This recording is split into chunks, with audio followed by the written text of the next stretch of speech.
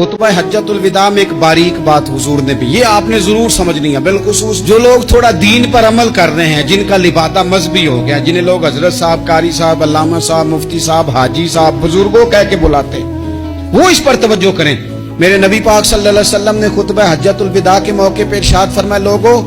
शैतान अब मायूस हो गया है, वो तुमसे बुतों की पूजा नहीं करा सकेगा, हाँ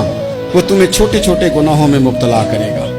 वो तुमसे छोटे छोटे ऐब कराएगा, तुम समझोगे ये तो गलती कोई नहीं, फरमाया उससे बच के रहना। अब वो मायूस हो गया, बुतों की पूजा नहीं करा सकता, तुम्हें अपनी पूजा नहीं करा सकता, लेकिन छोटी छोटी गलतियां।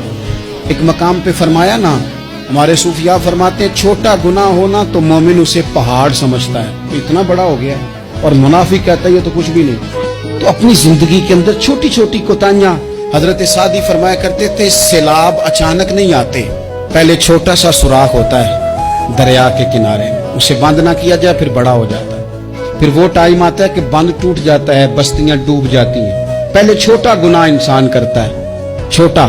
फिर उससे आगे बढ़ता जाता है और बड़ी बड़ी गलतियां होती हैं। अल्लाह तबारक व तआला हमें राई के दाने के बराबर भी गलती करने से महफूज फरमाए।